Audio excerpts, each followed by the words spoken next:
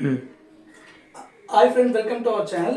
இன்னைக்கு பார்த்தீங்கன்னா நான் வந்து உங்களுக்கு சென்டென்ஸ் ஃபார்மேஷனாக எல்லாமே சொல்லிட்டு வந்தேன். இதில் வந்து உங்களுக்கு ஒரு கூடுதலாக ஒரு இன்ஃபர்மேஷன் கொடுக்கலான்னு பார்க்குறேன். ஸோ அதான் இன்று ஒரு தகவல் டாப்பிக்கில் ஒரு நாளைக்கு ஒரு இன்ஃபர்மேஷன் உங்களுக்கு கொடுக்கலான்னு பார்க்குறேன். ஸோ இதில் பார்த்தீங்கன்னா லாயர், அட்வொகேட், பேரிஸ்டர் அப்படின்னு பார்த்துருப்பீங்க. மூணுமே வந்து நம்ம வந்து பிஏ படித்தவங்க தான் நம்ம வந்து இன்டிமேட் பண்ணுவோம். ஸோ பட் ஆனால் ஏன் 3 வார்த்தை இருக்குது, அந்த 3 வார்த்தைக்குள்ள டிஃப்ரென்ஸ் நான் சொல்ல போகிறேன். ஃபஸ்ட்டு லாயர்னா பார்த்தீங்கன்னா, லாயர்னா யாருன்னா அவங்க வந்து பிஎல் படிச்சிருப்பாங்க. அது 3 வருஷம் படிச்சிருந்துருக்கலாம், இல்லை 5 வருஷம் படிச்சிருக்கலாம்.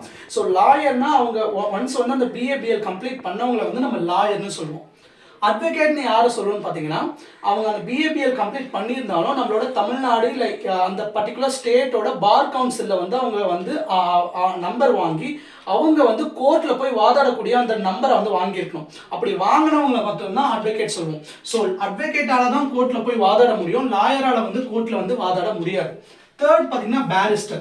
ஸோ இது ரெண்டும் எப்படி வந்து நம்ம டிஃப்ரென்ஸ் சொல்லுவோமோ அந்த மாதிரி பேரிஸ்டருக்கும் ஒரு டிஃப்ரென்ஸ் இருக்கு. பேரிஸ்டர் நம்ம இப்போ யாரும் சொல்றது இல்லைன்னா 1947க்கு முன்னாடி நம்ம இந்தியா சுதந்திரம் வாங்குறதுக்கு முன்னாடி பிஏபிஎல் படிச்சு, அதாவது இந்தியாவில் இல்லாமல் வெளிநாட்டில் போய் ஃபாரின்ல போய் பிஏபிஎல் படித்தவங்களை மட்டும்தான் நம்ம வந்து பேரிஸ்டர்னு சொல்லணும்.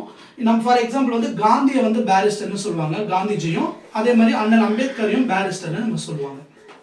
பிடிச்சதா லைக் பண்ணுங்க. Thank you friends. இது எவ்வளோ வருதுடா?